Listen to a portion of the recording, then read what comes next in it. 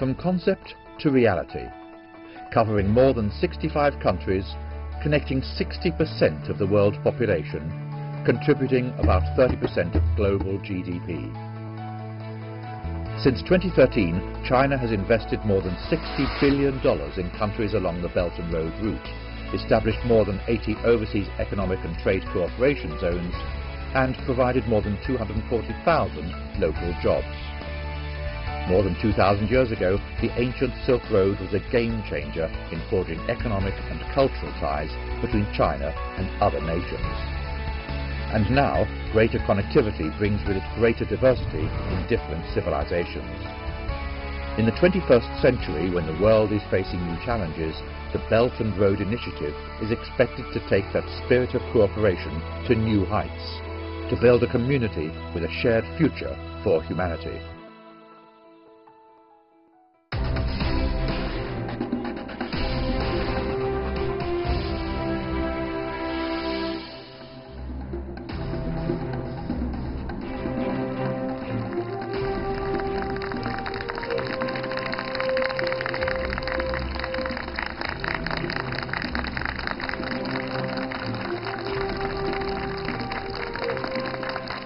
Hello and welcome to Vision into Reality, a special program on the Belt and Road Initiative, jointly presented to you by China Global Television Network, People's Television Network of the Philippines, and the National TV of Laos. We are all members of the Belt and Road News Alliance. I'm Tian Wei, the host of World Insight with Tian Wei on CGTN. On behalf of PTV, I'm Martin Andanar, the Secretary of the Presidential Communications Operations Office of the Philippines. And I'm Supakson Silapet, news reporter and anchor for Lao National Television English News Program. First of all, let's meet our honored guests, also coming from the 3 countries.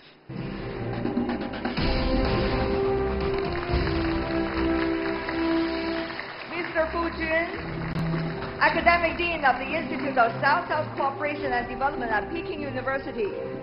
Mr. Ivan Frank Olea, Minister and Consul General, Embassy of the Philippines to China. And Mr. Latanamani Kunibong, Vice Minister of Public Works and Transport of Laos, and also the Chairman of the Laos-China Railway Project Management Committee. And sitting there in the audience, we have experts and friends coming from the 3 countries and many other along the Belt and Road Initiative. A warm welcome to all of you. Thank you for being with us.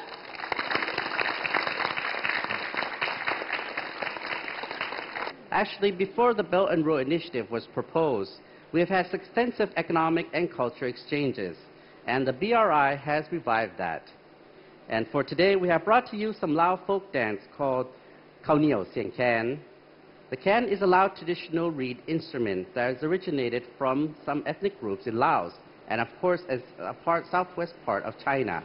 And we share that tradition since ancient time. In addition, in December 2017, the can music of the Lao people has been inscribed in UNESCO's list of intangible cultural heritage of humanity.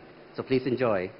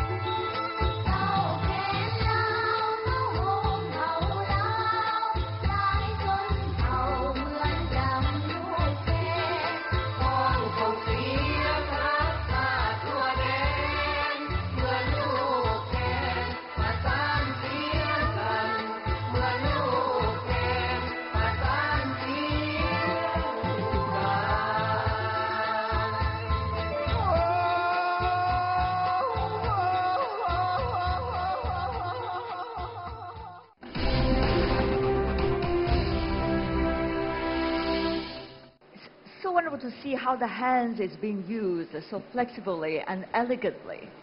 I understand that every gesture seems to have a meaning behind it. I was about to go there and dance. I was trying to stop you from doing that. But having said that, though, Professor Fu, I have to ask you, what is the word that's really coming to your mind when you think about the possibility of Belt and Road Initiative? I have to be very brief this time. It's connectivity. As simple as that. As simple as that. Now, if for me to look at a dance, I see elements of silk. I see elements of mermaid. Probably that's the western part. And I also see the elements of Chang'e flying to the moon. And I guess probably due to the long time of Silk Road, there is a constant mix of different cultures. And what we now see is this particular form of dancing. But people tend to forget the long history of interconnectivity among nations. For me, the BRI is also about connectivity, but not just about infrastructure like roads or air links, but also people-to-people exchanges, which allows us to come together, exchange ideas and culture, much like this program that we're having right now. Exactly. What about for our Filipino friends? Well, for me, Wei, it's about synergy. It's the greater sum of two parts when you add them together. And drawing from the dance, I know it's Western, but it takes two to tango. Yes. What about you, Frank? What comes to mind is the centuries-old friendship that we have had with China. Like what Professor said, our long ties dates back to the Song Dynasty. And then I think not many people know that the first Chinatown in the world is in the Philippines. Where is it? Established in 1594. And after that, if you'll allow me to delve further, it's the Philippines played a key role in the ancient maritime Silk Road because Chinese goods through the Philippines were finding their way to South America because of the Manila-Acapulco trade. Vice Minister, what do you think about BRI when it comes up to you in your mind? I think this strategy is focusing on two things, namely the connectivity, and the second thing is about the cooperation. Then I think the progress of the implementation of this strategy has been greater than many people expected. I think, for example, in my country, you know, the mega project has been already realized, namely the China Railway. As mentioned already, Laos and China has enjoyed fruitful cooperation in various sectors, including infrastructure, trade, financing, and education.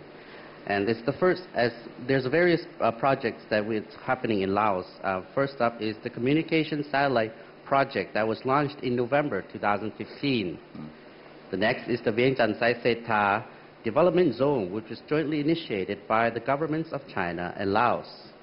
And of course, lastly but not least, is this Laos-China Railway project, which will greatly allay concerns of transportation for many foreign companies that are investing here in Laos. The Laos-China Railway project is not only a bridge to connect the two countries, it also marks an important milestone in Laos' socio-economic development.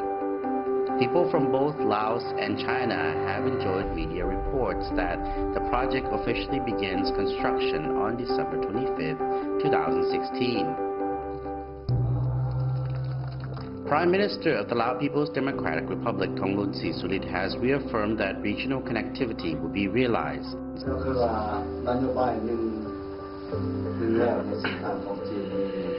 He said Laos was benefiting directly from this program, which had resulted in the ongoing construction of the almost $6 billion railway linking Vientiane to the Chinese border.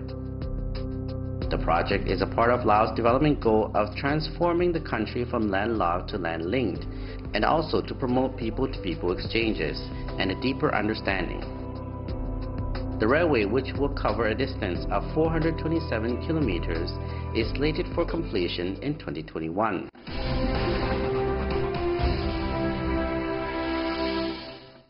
Our Vice Minister, Kunivong, has been involved with the project since the very beginning. Vice Minister, can you share with us some interesting stories that involved in the project during the process of preparation and the construction?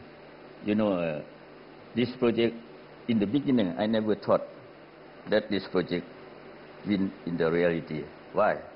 Because, you know, it's the huge project with the investment of very high cost, around 6,000 billion US dollar. So it's very huge money for Laos. In the feasibility study, you know, what is important in the feasibility study is the financial internal rate of return is only 3%. 3% means 40 years the capital can be returned. So it's very long time. No one invests for that. But through the discussion with our friends, colleagues, it takes 6 years. 6 years. And that time I came 2-3 times a year here in Beijing and discuss with our Chinese colleagues. And finally, 2016, it takes 6 years, then we start the project. So therefore, I say that this project is really a symbolic, historic, and strategic between Laos and China. Congratulations, I would say. Yes. A long-time feasibility study, isn't it? Yeah. Eventually, the decision has been made. Yeah, it's been made. And once decision made, we are firm to push it forward. Yes. Vice Minister, what benefits you say this project will bring here for Laos, and how do you local people back home in Laos perceive the BRI? I have talked to the people in the site. Firstly, I have made the awareness to the people along the side of the alignment of the railway. So I make them understanding about the importance of this project. What this project will bring benefit to our people. I just tell them about the cost of the transport.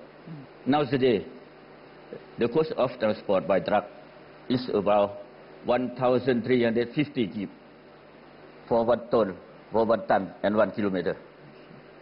But if this project ready, the cost for the railway transport is only 630 kip per ton per kilometer, means half price. And at the same time, the stretch, the distance is also half. For example, when we travel from the Vientiane capital to the border to China, it takes 900 kilometers.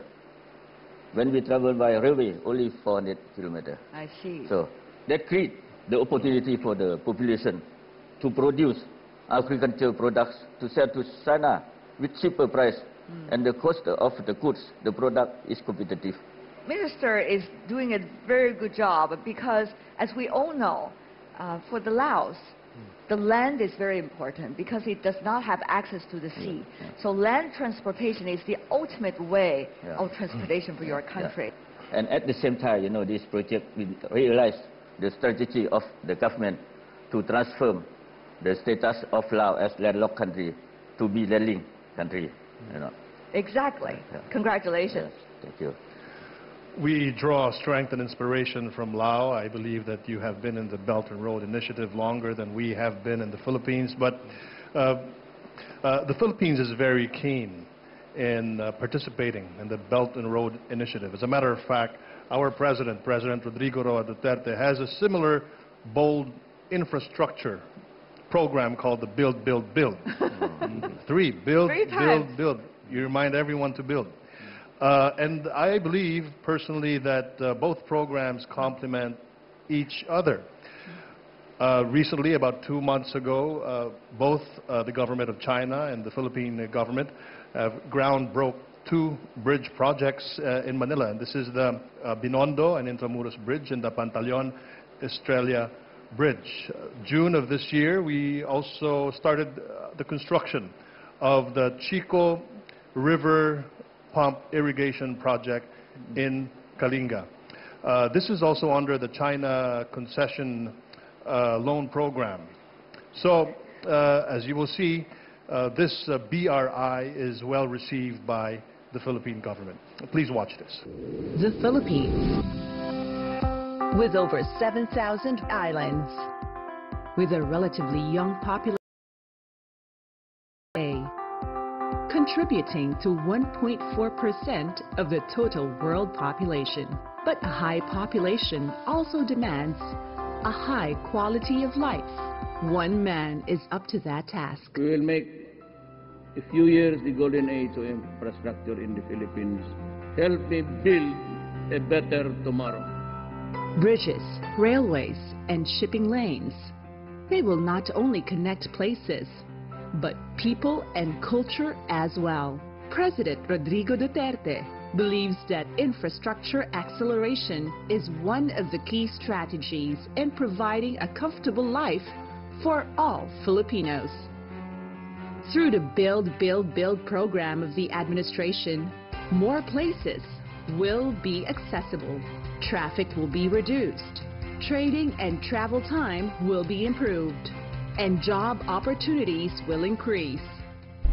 By the end of the term of the president, people will be very impressed at how much this administration has accomplished.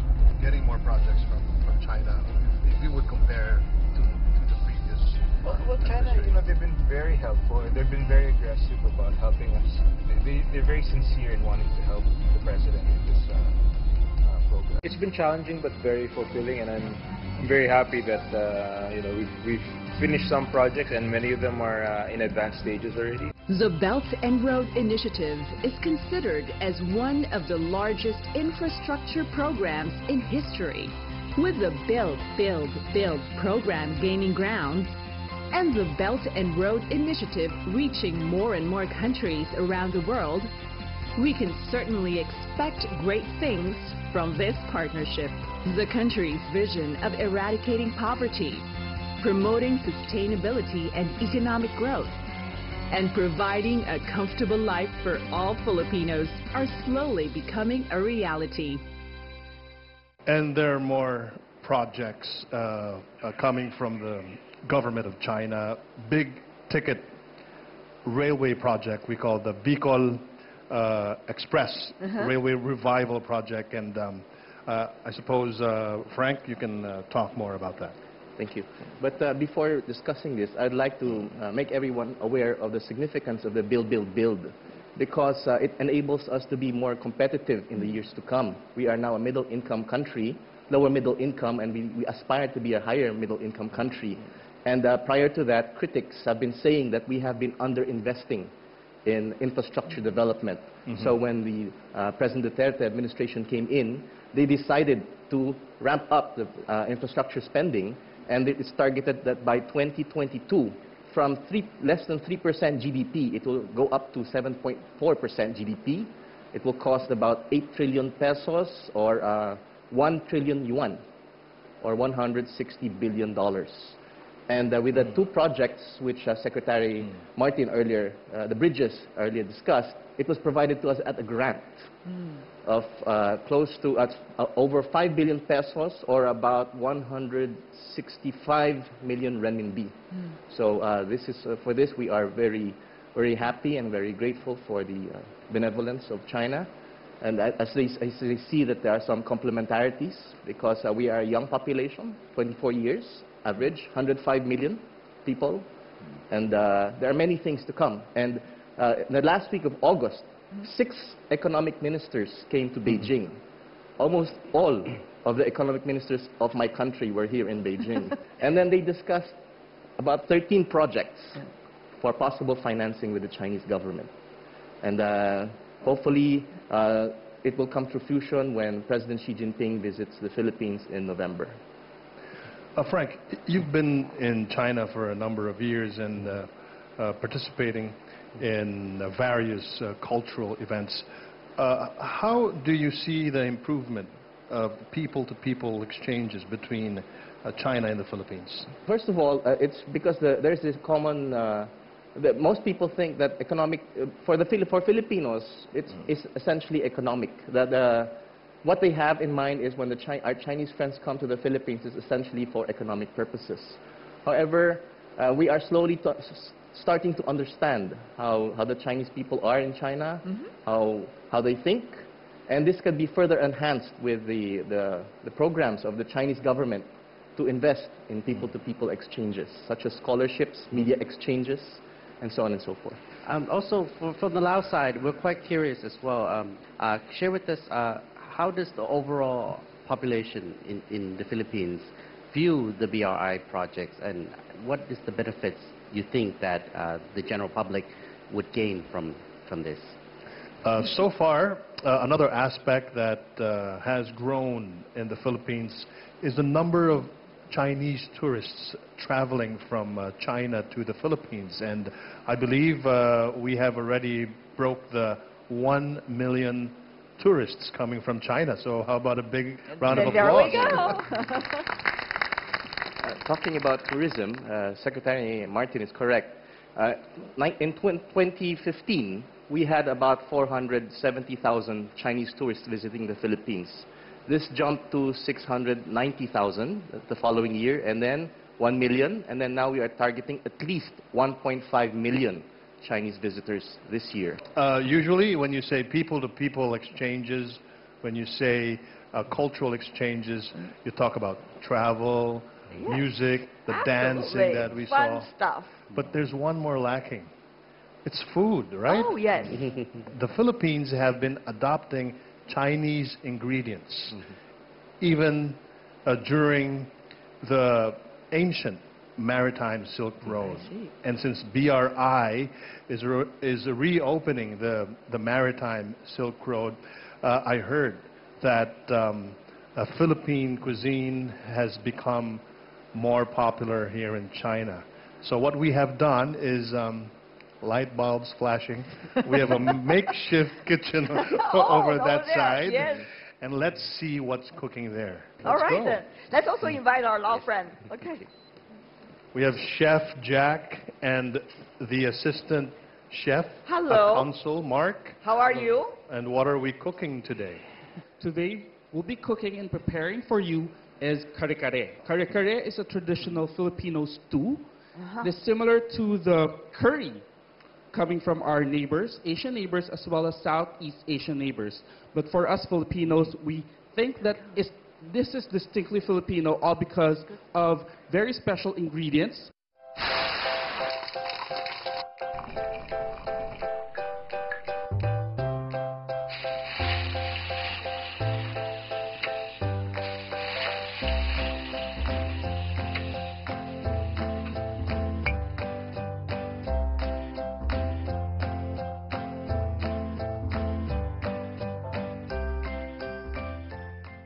We're going to invite all of them come over. Please, our Come over guests and from try. China, from the Laos and the Philippines.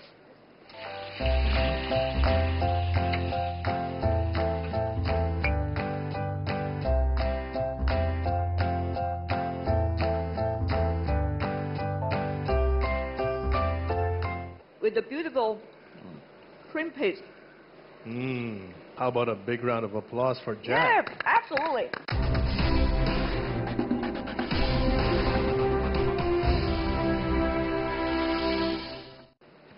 Welcome back.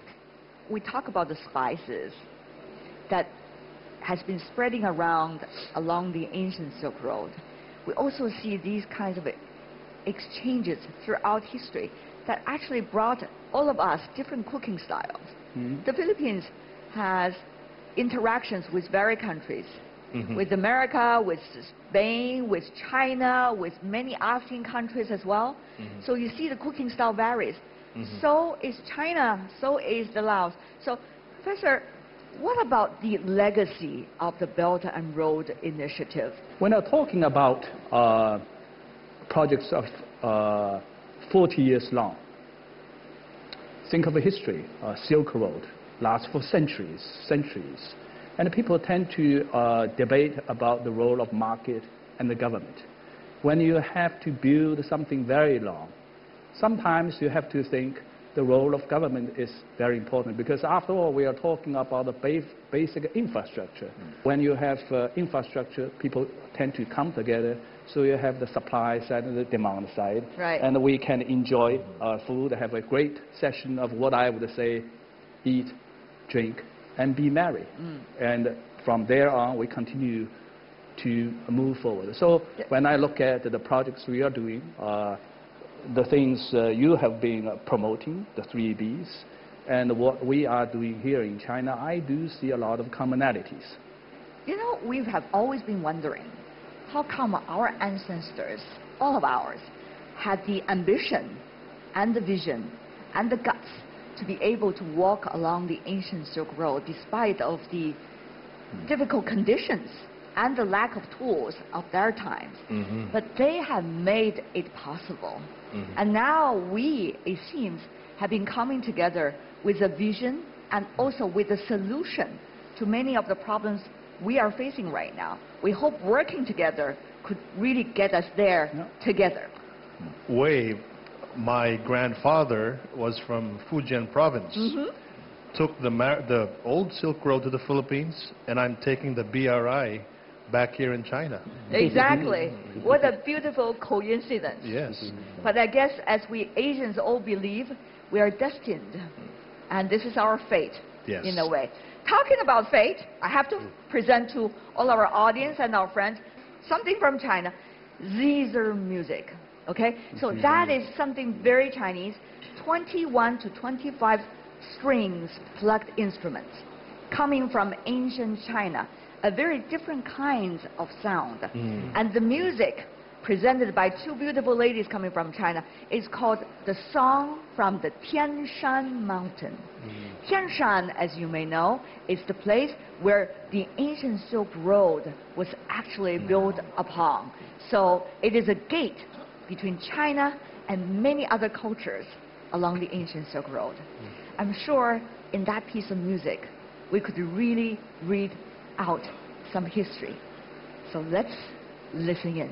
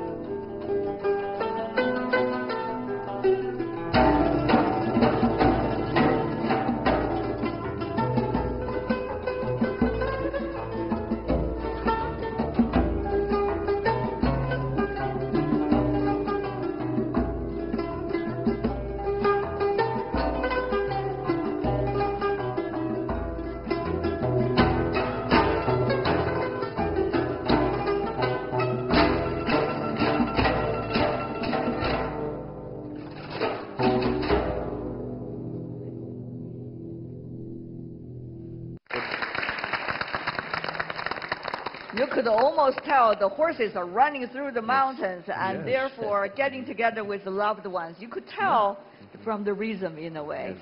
Amazing talent. Exactly. That actually brings us back to the original term I was talking about, connectivity or interconnectivity. Throughout history, China has been in interconnectivity with other parts of the world. That in turn has made our culture very rich. And it's during the 21st century, that theme should come back to China, and China to the rest of the world. We continue to have that interconnectivity. Whether it is the flowers or the vegetables, the music, the cooking styles, the spices, everything we have today is already a product of exchanges of the ancient times. Actually, we're very proud of this because our own cultures all present a part of that. Having said that, though, Professor Fu, I have to ask you about that because there are a lot of questions and suspicions about, China's ambition. There are suspicions about whether President Duterte's vision will come true. There is suspicion whether the Laos will be able to so-called shoulder the debt. Even the Laos have been doing very good feasibility studies about the next 40 years to come. How do you, as someone who's been working on South-South cooperation over the years, look at those questions? Well, there is a difference between what should be done, what is real here. I guess the ultimate result is through interaction with the people, we come together to talk. If we build infrastructure, hopefully next round of money will come from the private sector, and to link people as all part and parcel of the global value chain. If it's everything is government made, probably it's not correct. And that's the lesson we also learned here in China. We have been moving from a highly centralized system to a more market-oriented system. And we have been part of the process of globalization. In that process, we have moved from an economy that was only $156 per capita 40 years ago, now to an economy where we have achieved roughly 9,000 US dollars. It's a process. In the process, we made a lot of mistakes, and we also made great achievements. But, Mr. Minister. Yes. We all know these days protectionism is on the rise. Unilateralism has become the slogan of some countries. So, yet BRI is about linking everybody together. It's exactly against unilateralism. So can things be able to thrive in this direction? I believe that the Philippines, as a member of ASEAN, should always have the ASEAN centrality in its mind. And when you talk about ASEAN centrality, it's about coexisting peacefully with each other, be that in some people-to-people exchanges, be that on military or economic. And we can no longer thrive as a nation if we do not deal with the ASEAN and if we do not deal with a bigger market like China. So it is very imperative for the Philippines to work together with ASEAN, and also important for us to grab the opportunity to join the Belt and Road Initiative. And I would like to subscribe to what the professor said. Action speaks louder than words. But at the end of the day, it's also about sincerity. And I believe that the Chinese government have shown the sincerity that we are waiting or waited for through all of the projects, through all of the infrastructure programs that we are now enjoying in the Philippines, courtesy of China. Right. But on the other hand, for example, Laos, as a developing country, it is very important where you allocate your money. So you talk about the big vision for these projects related to Belt and Road, but people might wonder, is it the right place to put the money? And as a result of this, how long do you have to wait in order to make sure that the economy will take off? You think because the status of Laos is to transform the country from landlocked country to landlinked country, so that we would like to have the transport cost lower than we have today. So according to the feasibility study, I told you about the financial internal rate of return. But the economic internal rate of return is very high, 25%, almost 25%. Yeah, the economic internal rate of return. So that means the railway, China Railway, will contribute very much for the economy of the country. We allocate not much when we say 30% of the total cost, but the equity is only 40%. The total amount of the investment for the railway is just only 480 billion US dollars. It's not much. It's not much. And you know the return can generate by the transport of the railway themselves, by the service themselves. You know, therefore the allocation is fair. It's good for our development. I see. I see a lot of confidence in you.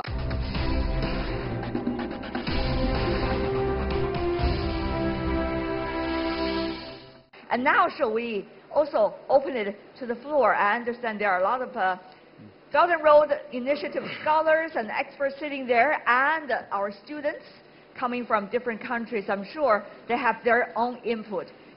Hi, honorable speakers. I'm Wei Li from Malaysia. Malaysian government has recently announced the cancellation of 3 BRI projects, namely the East Coast Rail Link projects and 2 pipelines projects, due to the very high national debt of our country.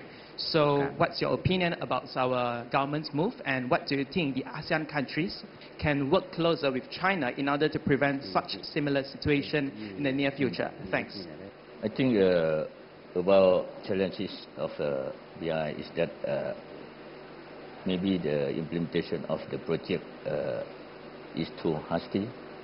Then the study of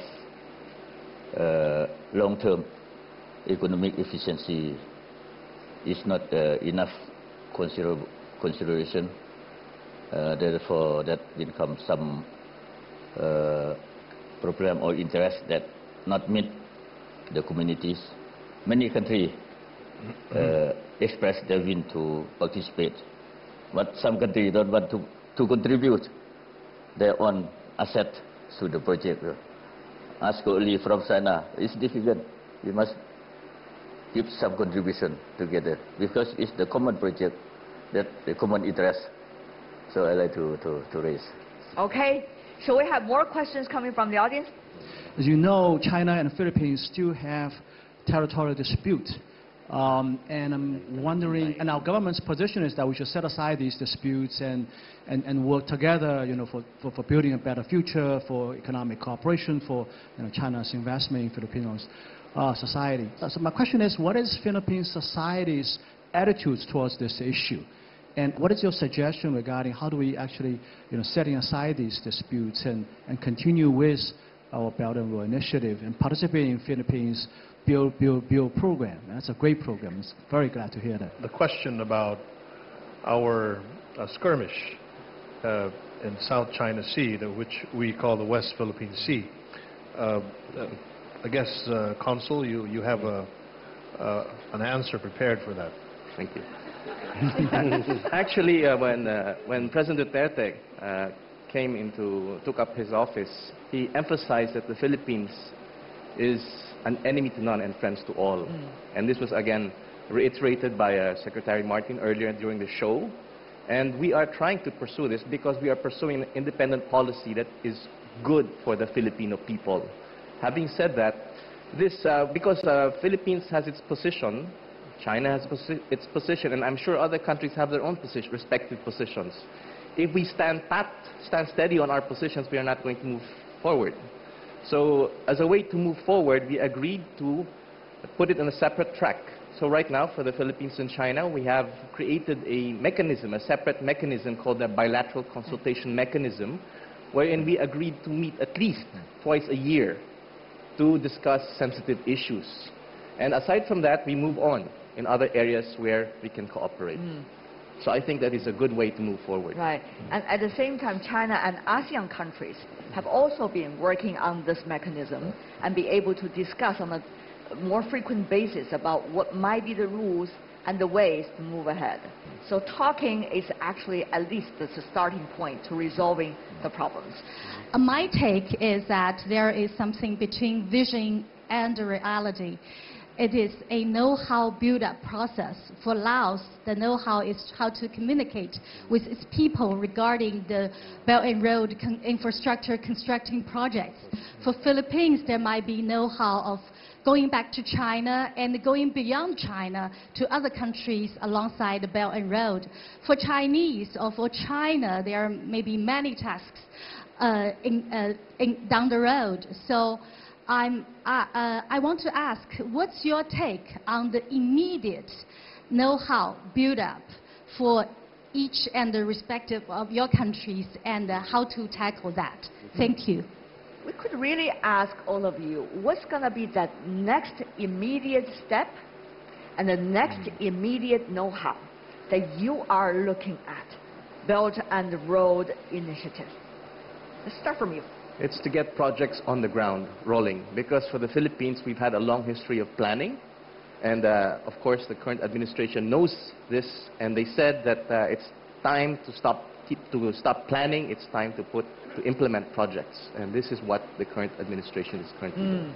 The Build program is an 8 trillion pesos program for the entire government, which will last until 2022. And the Belt and Road Initiative is a complementary program coming from a superpower, an economic superpower like China. So just like what the Consul Frank said, that it is about time for us to take action, stop talking, and start building, and building so we can get the results. And that is the most important action that we should be doing now. With the right vision in hand, of course. Right vision. Yes. Yeah, Minister. I think the next step is to promote the free trade area. About the free trade area, that we have already the agreement between ASEAN and China. We have. So the substance of this agreement, we should look at and follow this. I agree with our Philippine colleague that they said we should have the mechanism, we should talk, we should have the good dialogue, talk together. Then what we can do now, like the professor said, I think. Then I'd like also to mention about the institution, because we are now working with the construction, but not the target of the construction is not only to have the quality of the railway, but also the good cooperation of cultural activity between the Chinese engineer and the population along the railway. We should have this. Free trade itself is an institution. Yeah, that's right. Yes, indeed. It is something that is coming all the way back from the ancient times, and yet it is a vision when it's being translated into the right action that could benefit all of us. And that is all the time we have for this special program, Vision into Reality, a special program focusing on the Belt and Road Initiative, presented to you jointly by 3 televisions from the Philippines, from China, and from the Laos. I'm Tian Wei from CGTN. And I'm Spokson Silapit from Lao National Television. And I'm Martin Andanar, representing the People's Television all the way from the Philippines. And yes, and before we go, we have young students from Laos here who have put out us some unique costumes of different ethnic groups that is living in Laos. And of course, we also believe the theme of the BRI is diversity is strength. Please enjoy.